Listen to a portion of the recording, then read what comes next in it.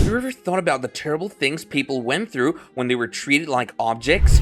Today, we'll reveal the shocking truth about slave breeding farms in Virginia that will make you sick to your stomach and change the way you think about our past. Slave breeding was a cruel practice used by slave owners in the United States. They forced enslaved people to have children against their will in order to make more money. It involved forcing them into sexual relationships and pregnancies, especially women and young girls who could have many children. One of the most notorious slave breeding farms in Virginia was owned by Robert Lumpkin.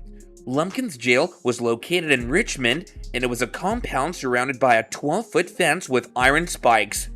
The slaves in Lumpkin's jail were forced to breed, and their children were sold to slave traders. The rise of slave breeding farms in Virginia can be traced back to the early 1800s. The invention of the cotton gin in 1793 led to a sharp increase in the demand for slaves in the Deep South. The cotton gin made it possible to process cotton much more quickly and efficiently, which led to a boom in the cotton industry. As a result, there was a great demand for slaves to work in the cotton fields. Virginia was a major supplier of slaves to the Deep South. The state had a large population of slaves, and it was also a major producer of tobacco. Tobacco was a labor-intensive crop, and it required a large number of slaves to work the fields. As a result, many Virginia shareholders began to breed slaves specifically for sale. These slave breeding farms were often located in rural areas of Virginia. They were typically large plantations with a high concentration of female slaves. The slave owners who ran these farms took great care in selecting the slaves who would be used for breeding. They looked for slaves who were strong, healthy, and fertile. They also looked for slaves who had certain physical characteristics that were considered desirable, such as light skin or straight hair. Enslavers had a lot of power over enslaved people. They controlled their bodies and lives and could force them to do things they didn't want to do. The way plantations were structured gave slave owners even more power to degrade and control the people they enslaved. Unfortunately, there were no laws in place to protect enslaved individuals from sexual exploitation, so they were left vulnerable in this kind of abuse.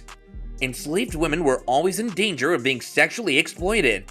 Slave narratives tell us that this kind of abuse was very common and could happen at the hands of slave owners, family members, overseers, and other people. Elizabeth Keckley, who was born into slavery in Virginia, shared her own experiences of being repeatedly exploited by the son of a rich plantation owner. Sadly, she even had a child with her abuser. While women faced the majority of this abuse during the time of slavery, men also experienced similar mistreatment. Slave owners sometimes forced male slaves using guns or threats to engage in intimate relationships with women against their will. This shows how slave owners had no respect for the autonomy and dignity of enslaved men. Some enslaved people tried to resist their enslavement and gain their freedom. They fought back against their oppressors or tried to escape, but these acts of defiance usually had negative consequences. They could be beaten or punished severely, or even sent to work on harsher plantations far away from their families.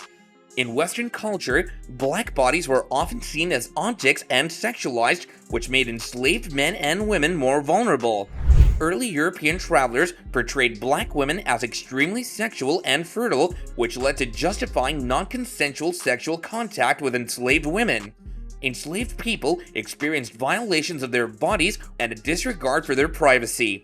At slave auctions, they were closely examined, touched inappropriately, and treated as objects. Sometimes, women were even displayed with their bodies exposed to highlight their ability to have children.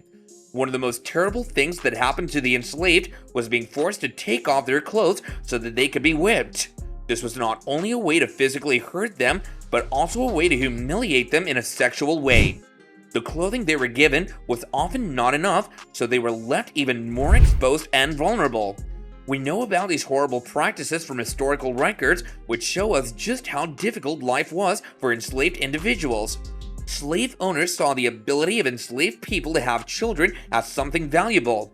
When enslaved women gave birth, their children would also become slaves, which increased the profits of the shareholders. This was especially noticeable in Virginia and other states in the Upper South, where there were many enslaved people. Historians discuss how much forced reproduction happened during slavery, but oral histories and first-hand accounts show that slave owners practiced it. Enslaved people's accounts tell us that some slave owners would choose wives for their male slaves so that they would have children regularly. The slave owners found pleasure in these cruel actions, not just for making money, but also for their own satisfaction.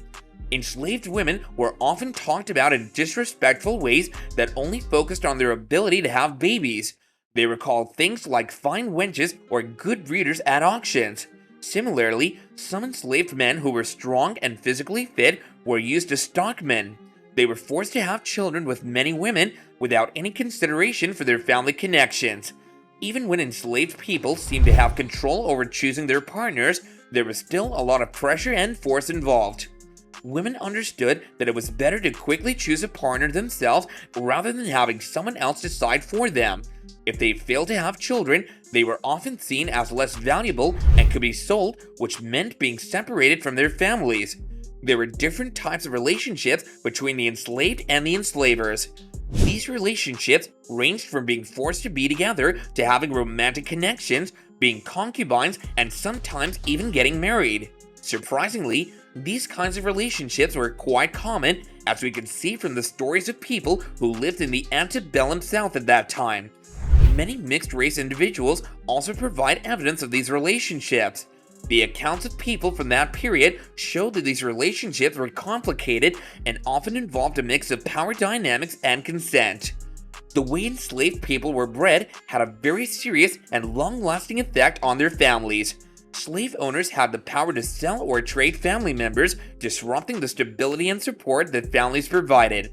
Enslaved individuals lived in fear of losing their loved ones, witnessing separations of mothers from children, husbands from wives, and siblings being sold to different owners. Love and family connections were undermined by the cruel economics of slavery. The trauma caused by the slave breeding farms still has a lasting impact on the overall awareness of African Americans. The breaking up of families and the loss of ancestral connections make it challenging for them to establish their identity and sense of belonging, as well as restore their cultural heritage. There are a number of organizations like the National Center for Civil and Human Rights and the Virginia Department of Historical Resources working to raise awareness of the history of these farms and to preserve the memory of the enslaved people who were forced to work on them. Thank you all for watching this video, and don't forget to leave a comment down below and let us know what you think about this topic. See you next time!